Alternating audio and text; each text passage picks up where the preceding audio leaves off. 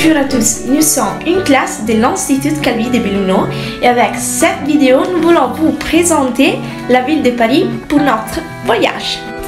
Si nous avons fait des fautes de prononciation, pardonnez-nous parce que nous sommes encore en train d'étudier la langue française. Voilà la vidéo et on vous attend à Paris. À tout à l'heure. Bonjour à tous, je m'appelle Mathilde. Et je suis Sylvia. Avec notre classe, nous devons aller à Paris l'année prochaine. Paris, c'est la capitale de la France et aussi la ville la plus visitée au monde. Et pourquoi? Suis-nous, on va les découvrir ensemble. Et voilà la carte d'identité de Paris. Et combien d'habitants a-t-elle? Elle a une population de 2,25 millions d'habitants. Chaque année, Paris accueille environ 25 millions de touristes, ce qui en fait l'une des principales destinations touristiques du monde. Mais vraiment? Oui, cela est dû à la présence de nombreuses monuments historiques et artistiques, et aussi grâce à l'atmosphère fantastique qui fait de Paris la ville la plus romantique du monde. Voici déjà un plan pour mieux te repérer. Les principales destinations de Paris sont le musée du Louvre, Notre-Dame, la Tour Eiffel, l'Hôtel des Invalides, le musée d'Orsay, l'Opéra national de Paris, la place de la Bastille et la maison de Molière.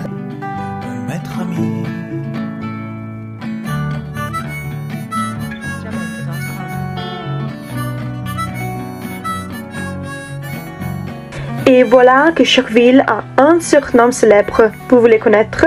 Nous voilà pour vous. Par exemple, New York est la grosse pomme. Rome est la ville éternelle. Venise est la ville de l'amour.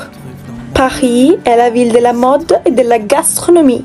Mais si je vous dis que Paris a de nombreux surnoms et chacun d'eux a son histoire, voyons l'exemple.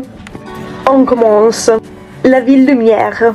La ville lumière est une exclamation dite par les étrangers touchés par l'illumination des rues de Paris. On continue. Panama. Le terme est lié au célèbre chapeau le Panama à l'origine utilisé par les Européens. Et finalement, Lutèce.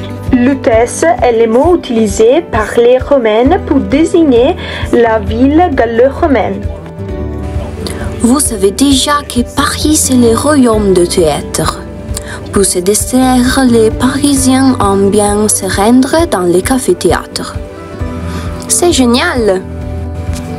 Et puis, il y a le théâtre de boulevard. Pourquoi faire? Ils désignent des pièces qui veulent d'abord divertir les spectateurs. C'est vraiment amusant. Et voilà qu'en 1800 naît à Paris une grande invention, le passage couvert. Oui, c'est un peu comme les centres commerciaux du 19e siècle. Quelle était leur fonction? Mais oui, ils l'ont créé pour passer d'un boulevard à l'autre. Et le pauvre Parisien, avec cette invention, pouvait flâner autour des magasins sous ce couple en verre, éclairé et réchauffé au gaz. Ouh là là, planer, couple, verre, gaz. Et si je vous dis que Paris est un escargot, vous vous demandez un escargot? Calmement, maintenant, je vais vous expliquer. Comme on peut se voir sur la carte, Paris est divisé en 20 arrondissements qui s'enroulent en forme d'escargot autour du centre de la ville. Je vous dis un secret. Quand vous vous prenez dans la ville, regardez autour de vous. Vous pouvez voir des plaques de rue où est indiqué les noms d'arrondissements où vous êtes. Tout le monde aime la musique, non? Oui, c'est vrai.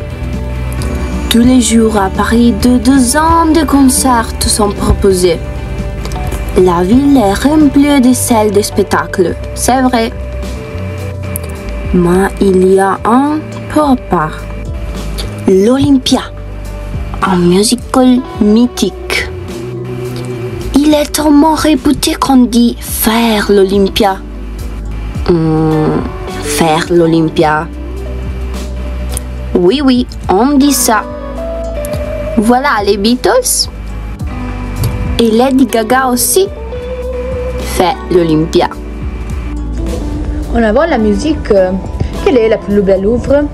Quel de jeune architecte Charles Garnier qui vince avec l'opéra Le Palais Garnier. Et comme ce palais, sa façade est décorée de mosaïques et de douairières. Voilà, vous ne pouvez pas manquer d'une visite de l'intérieur.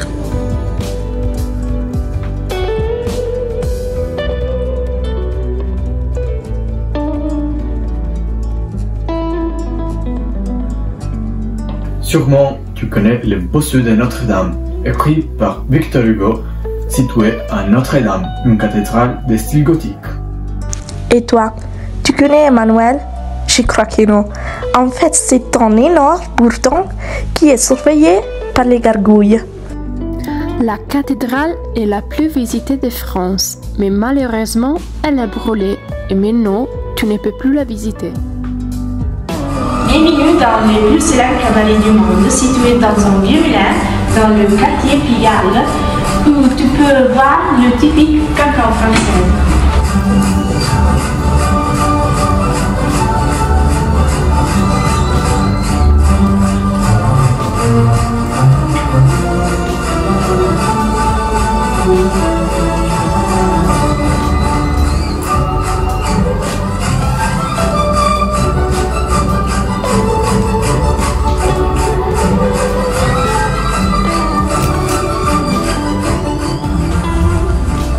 Et pendant que tu es là, tu peux goûter une croque-monsieur, un plat composé de fromage, jambon blanc, pain et beurre.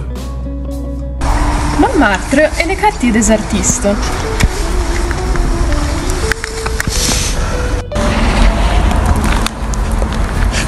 Le quartier est situé dans une colline couverte de jardins, de vignes et de moulins.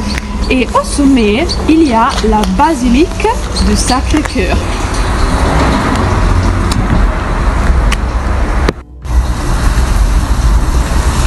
Qui après la Tour Eiffel, c'est l'autre stade de notre ville. La tour Montparnasse est le seul gratte-ciel de Paris et le plus haut de France. Elle a 56 étages que tu peux faire en 38 secondes avec l'ascenseur le plus rapide. Enfin, le toit de la tour, c'est le seul point où tu peux voir la tour Eiffel d'en haut.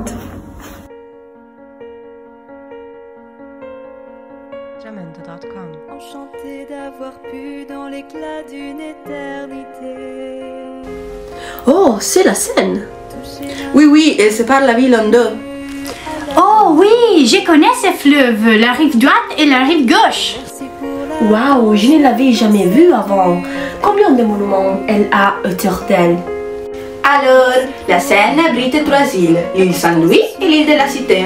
Ah, je sais que la troisième est l'île aux cygnes. Mais c'est tous les guides, c'est moi. Oh, désolée, mon amie est très curieuse. Oh là là, tranquille, j'aime les touristes curieux, pas de soucis. De la beauté du monde, pourtant, je le sais. Jamendo.com.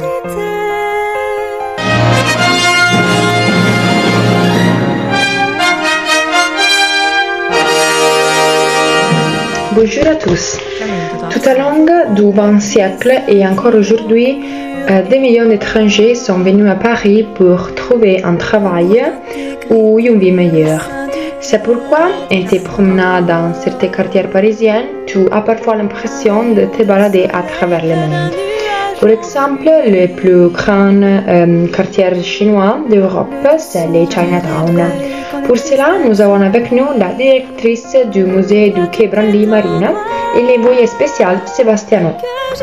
Bonjour à tous, nous sommes voici devant le musée avec Marina, qui nous racontera de belles choses qui se trouvent dans le musée. Bonjour et bienvenue au musée Quai Branly, où nous pouvons trouver 3000 objets exposés, par exemple des masques du Sri Lanka qui te permettent de comprendre les rites et les traditions des pays lointains, ou bien comme guérir des maladies et célébrer le mariage. Merci directrice pour la disponibilité. Je donne la lignée au studio. Merci Sebastiano et Marina. Passons maintenant à la prochaine actualité. Le président Macron.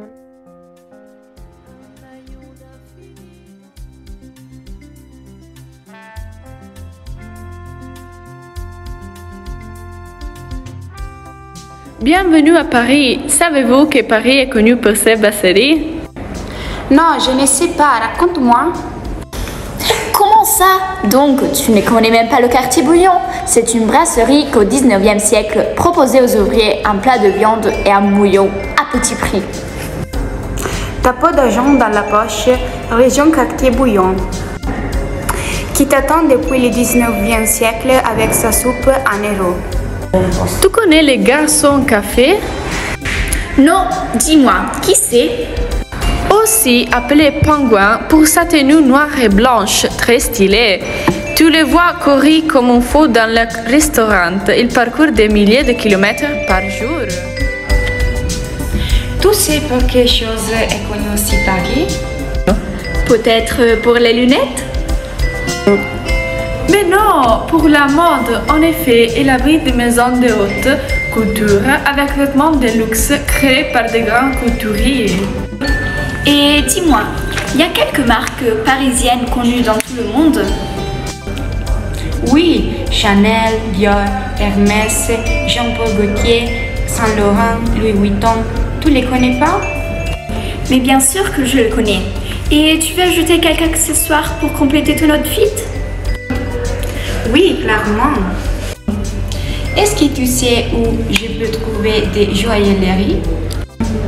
La place Vendôme est parfaite pour toi, avec de prestigieux magasins de bijoux, par exemple Chaumet, Boucher et Cartier. Bonjour à tout le monde, nous sommes vos guides touristiques. Nos prénoms sont Chiara, Emma et Benedetta. Et maintenant, nous nous trouvons dans le métro de Paris. Vous avez compris? Oui, nous sommes dans le métro de Paris. Le métro existe depuis 1900. Aujourd'hui, il y a 14 lignes et il mesure 217 km. On a même passé sous la Seine. Il est utilisé pour plus de 4 millions de voyageurs chaque jour. Et vous êtes parmi ces voyageurs. Ici, nous pouvons admirer deux entrées décorées par l'architecte Hector Guimard. On y trouve deux à Paris. Une à la Porte Dauphine, l'autre à la gare Abbesse.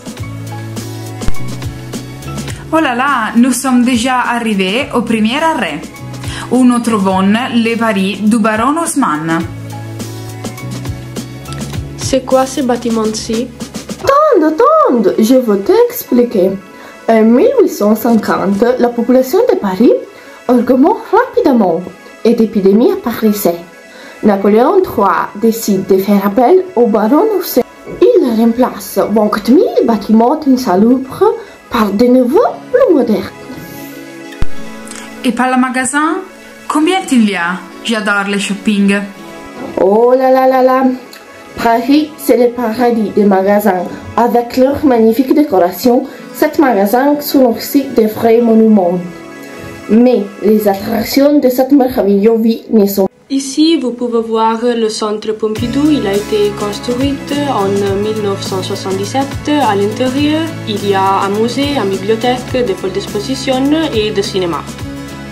Toujours parler d'art, juste à côté du centre Pompidou, tu peux découvrir une fontaine avec ses sculptures animées par des jets d'eau.